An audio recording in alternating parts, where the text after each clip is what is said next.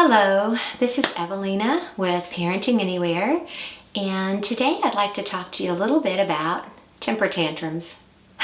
Yeah, temper tantrums. We always hear the phrase of terrible twos, but temper tantrums can occur anytime from toddlers to adults.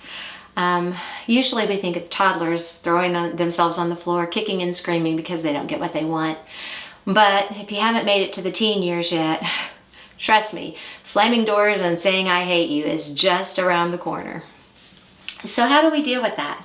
How do we handle a temper tantrum? Well, they can be very embarrassing. And our instant gut instinct is to grab the child and run.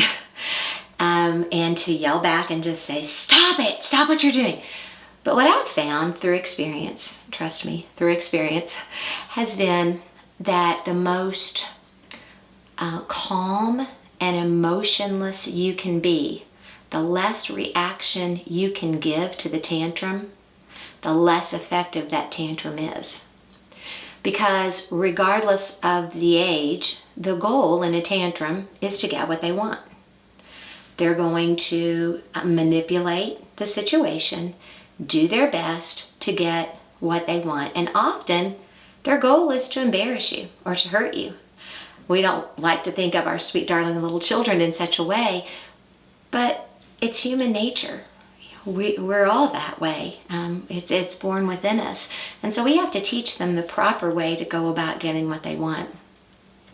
So my technique that I tried very hard to use, and it was successful most of the time, was, like I said, just to be firm, to be consistent, to follow through with what I said, but not to give them any emotion at all. Just to remain as emotionless as possible.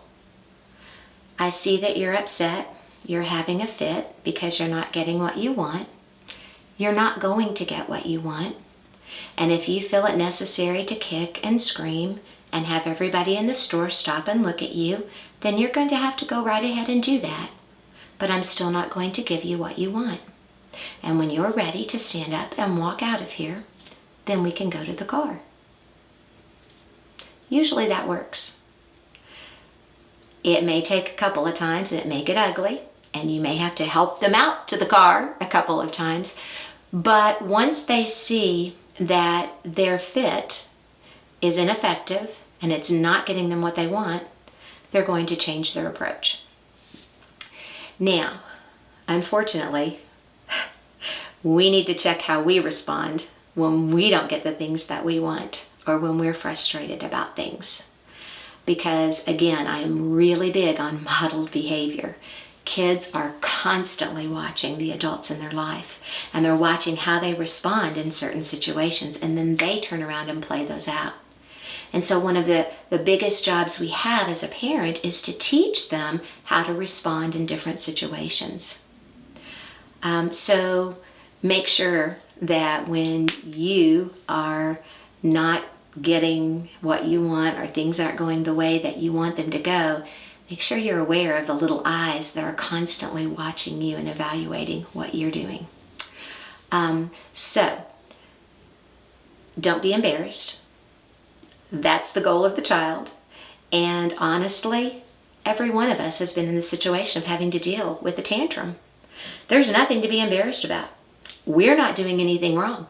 It's the child having the fit. The way we respond to that, that could be embarrassing to us. So we just need to make sure that we know ahead of time how we're going to respond in the event of a tantrum. We're going to do our best not to lose our cool. We're going to get them out of the arena where they're getting all the attention that they're wanting. And then after the emotions have calmed down, wait a little bit and then talk about it. You know, I understand that you're frustrated. You didn't get what you really, really wanted. You can't always have what you want, but what you did will make sure you never get what you want. So let's talk about a positive way to get your needs met. let's talk about how you can go about expressing your feelings towards whatever.